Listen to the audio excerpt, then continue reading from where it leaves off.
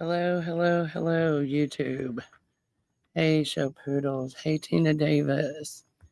What's going on today, my friends?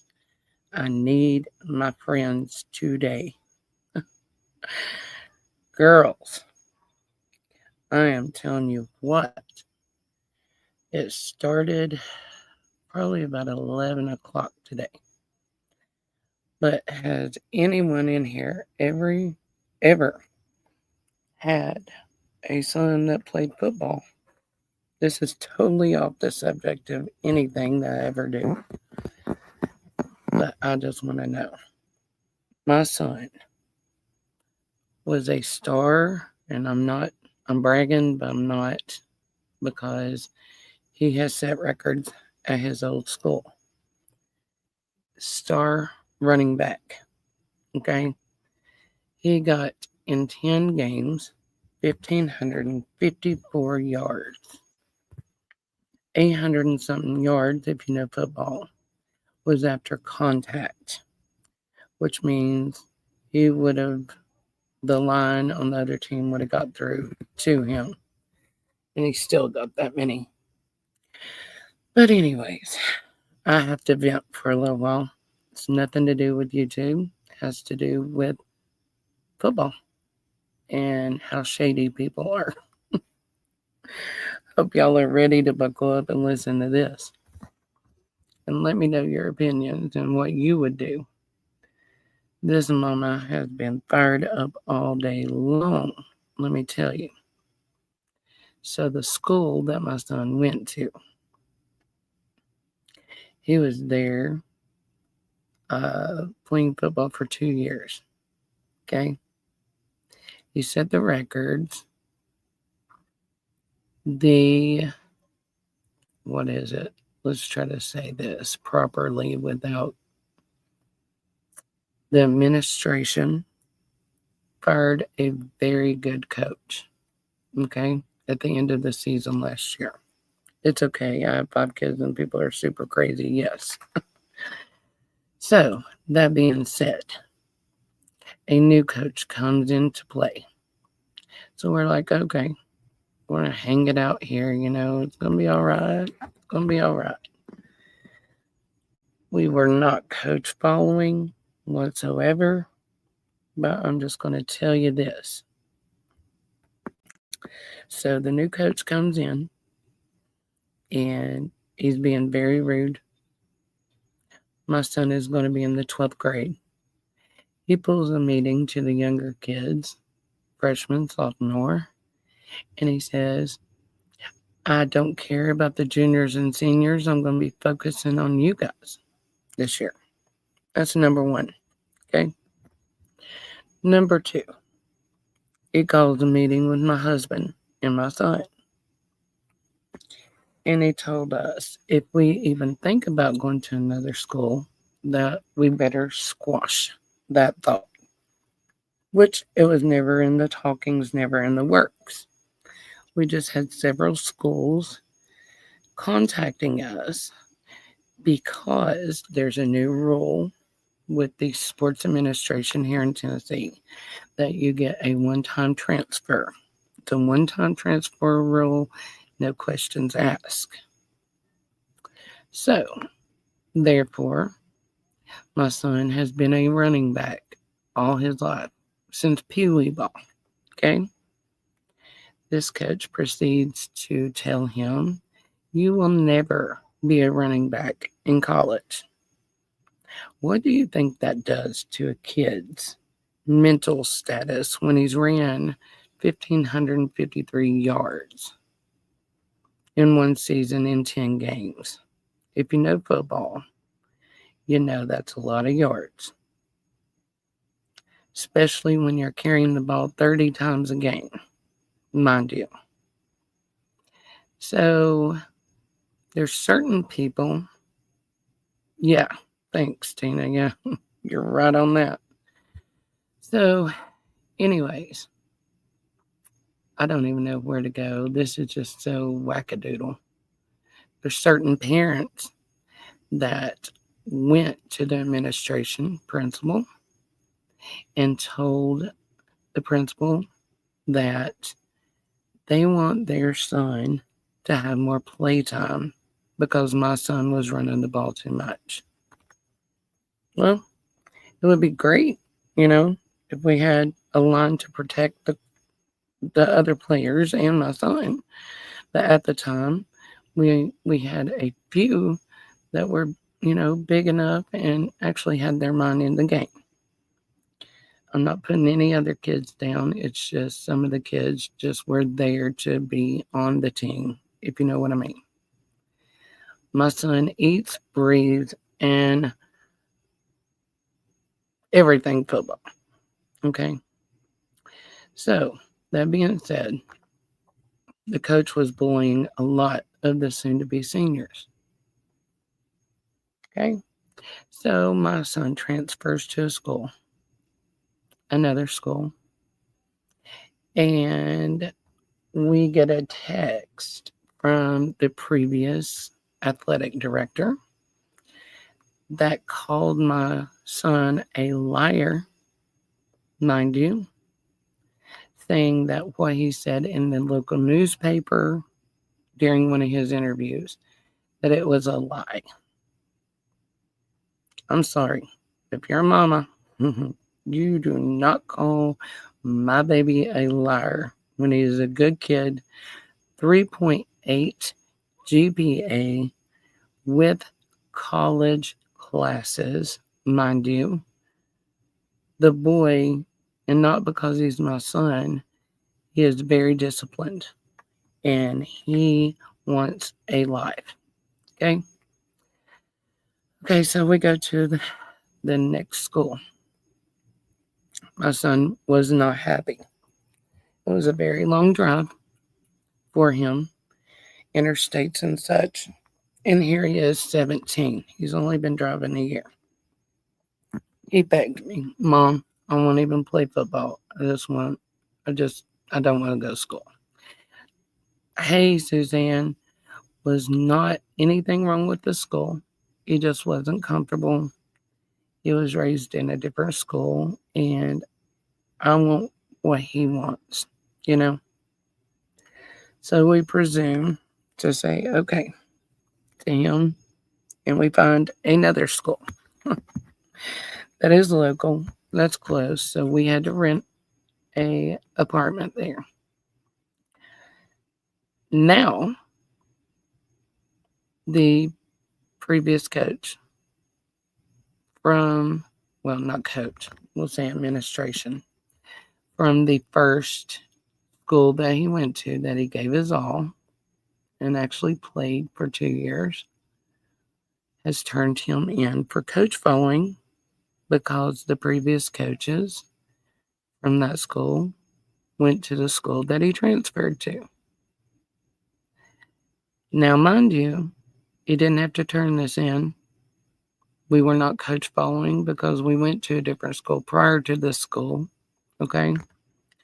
He decided to turn it in along with 5 other people. They're trying to ruin his career.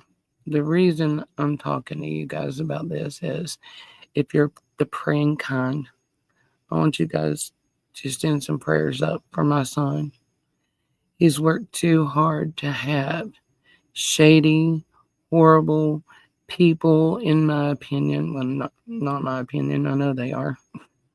I'm just going to straight up say it. To ruin it.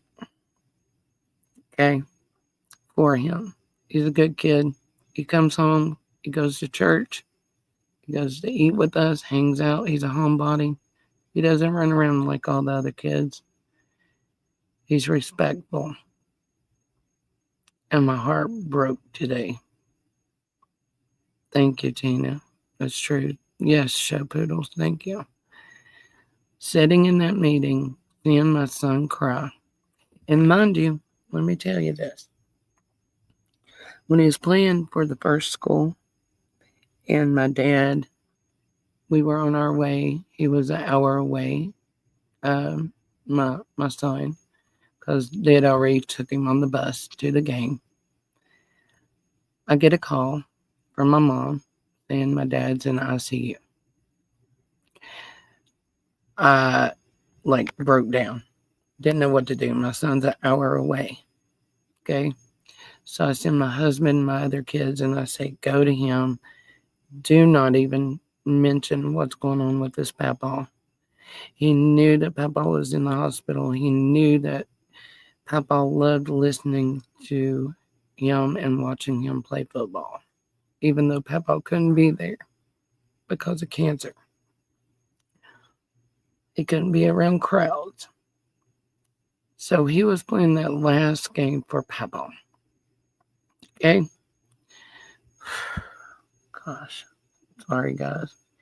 Anyways, my dad did not pass until I was playing music to him.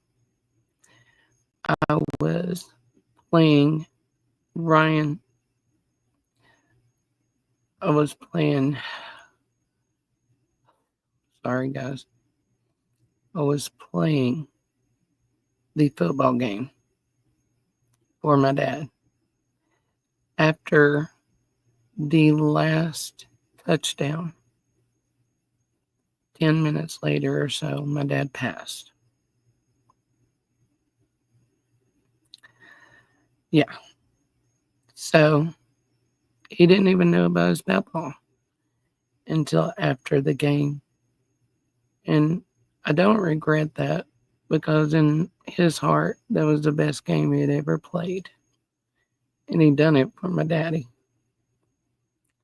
But to know he done it for a shady bunch of folks just to bring him down, it angers me. I'm built with, I'm filled up with anger, guys. And that's not me. That is not me. And I don't mean to cry and be whining. I'm sorry. Show poodles. Tina, get thee behind me, Satan. You can't have his career or his joy. Amen. I hope this isn't taken the wrong way, but do any of the adults in authority care about the kids there? How awful. I swear you would think these kids are like college players or something. Yes, do anything to me, but you leave my babies alone. I'm telling you right now, guys. Once this is said and done, and it's not a threat, okay? I'm not that kind of person. But I will be in that office, and I will be talking to the administration, and I just want to know why, after all he's given you guys, why did you do him the way you done him? It's just uncalled for. This could mean him playing in a college. If he gets to where he's not eligible, then guess what? He don't get to play football. Guess what? No colleges can recruit him. Very, very sad. When I was pregnant with him, I'll just tell you this real quick. This is how God is, guys. And I know God's watching over him. Christian music, he's 19, gets dissing, tried all the time, breaks your heart. That's awesome, Tina. Tell him, keep going. Just keep your cool and say what needs to be said. I'll probably have a video camera right in front of him, show. I'm recording you right now, mister. But when I was pregnant with my son, this is one of my sons, I was told in the middle of the pregnancy that the blood work and the ultrasound showed that he had Down syndrome and spina bifida. Okay? And we were preparing to have a special needs child. We were contacting all the teachers that we knew that could help him and everything. I went to an Arby's right after my appointment. We sat down, me and my husband went to eat.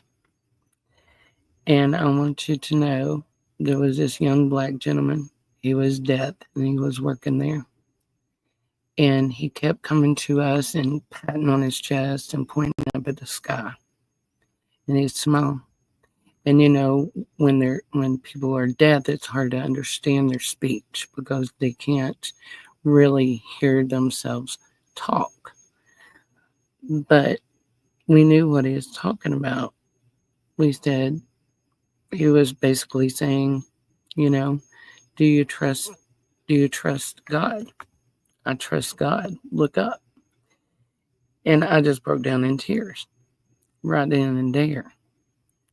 And the manager came over to us because he was trying to talk to us. And the manager said, "Oh, you'll just have to look over him. He doesn't know what he's talking about." Well, my husband spoke up and said, "He knows good and well what he's talking about, and we need to listen." I believe God sends, angels that we entertain unaware, per se. Well, we see that guy often. But anyways, went back to my next ultrasound, and my husband, he was an evangelist at the time. So he was in Memphis at a juvenile facility preaching. And I was by myself during the appointment, and I went to a high-risk doctor. And the doctor said, "I want to do an amniocentesis." And I said, "Well, what's the risk of hurting my son, my unborn son?" They said 35% chance that they could possibly hurt him. I said, "No, thank you." I said, "No matter what, he's going to be my baby. And if he's special needs, so be it. God gave me that baby to take care of, and it's my responsibility." I already had one son at the time that was 5 or 4 and a half. So, anyways, I'm trying not to drag it on. But, anyways, went back to my ultrasound, and the nurse said, or ultrasound tech said, "Why are you here?" I said, "Well, supposedly he's Down syndrome, spina bifida, which we have both in our family." And she said, "Honey," she said, "you're going to have a perfectly healthy baby boy." I want you to know, guys, God, that's God. All the way. I don't care if I get a strike or anything. Everybody else talks about their religion, so I'm going to praise mine, Anyways, so when he was born with blonde hair over his ears, and the nurses were astounded, and they said God was showing off. His hair was so long it fell over his ears and white. And the nurse said, "I've worked here 28 years and never had a blonde-haired baby to have that much hair." And we just said, God's showing off. And now he has all these abilities. God's still got him, guys. I just need everybody to come together in prayer, please. Please, please, please. One, to help me hold my anger, because God doesn't like you to be angry. He likes you to be slow to anger. It's just hard when you have all this fighting against you and your babies. And then, 2, that this is going to be the best flipping season he's ever had. And I know exactly where he's going to go to school. Thank you, Show. Thank you, Tina. I know exactly where he's going to go. But you know what? Ain't nobody going to know till we're on that field. And then it's going to be like, "Bye, Felicia." I'm sorry, but I had to rant tonight. Are y'all doing okay tonight? Thank you so much for coming in. I'm going to try to go live tomorrow about Gary Sutton. And then if I can sneak off tomorrow night while people's asleep like I am right now, I do want to cover something I have been debating on whether to bring it out or not. But I don't know. It's like something's leading me to it. And that's going to be, I have an idea about, I want to cover about Freemasons and what they actually do, what the symbols stand for. I know it's a very secret society, and some of you guys may have husbands in the Freemasons. Um, I'm not saying they're bad people. I'm not saying that, but I want more of an understanding. There's good and bad everywhere in every group, everything. So I do want to talk about that because I feel like it has something to do with some things in Tennessee. But as hard as it is, I know God's plan is greater, but man, these valleys suck. Yes, my husband preaches, Tina, that I've got a gnat on me. I'm sitting on the front porch. It takes 2 mountains to make a valley. As soon as you go down one mountain, you're in that valley, but you're going to come up, right? So, that's so true. I have no doubt he's using this situation for his glory. Yes, Tina. Yep. Consider it done. Show poodles. Thank you guys so much. Feels good to come in here and get things off my chest, even though you all are probably bored with me when I do that. I'm sorry. That you guys have a good night. We're going to have a lot coming up. I'm going to try to interview a lot of people with the Gary Sutton case. It's a man, he's been on death row over 30 years now, and his family and friends say that he is innocent. And he could have took a plea deal. He didn't, guys. He did not. So he is on death row, waiting for execution. What a sad situation. You remember that case, yes. Well, I had a friend reach out of Gary's to me about it when I get out there. And I'm going to be interviewing, I think, his daughter. She lives in another state now. And his niece. And then we're going to try to work it out where I can actually interview Gary himself. So, not sure how that can come about, but I have a lot of studying to do because I got a lot of stuff sent to me today. And I want to get it out there. I don't want it to go stagnant. I don't want Sebastian's case to go stagnant. I will be talking about him again. I know there's nothing new, but we need to keep his face out there. And I smell a skunk, so I'm going to end this live. Well, that's part of living in the country, guys. And I'm going to go in. Love you guys. Talk to you later. God bless.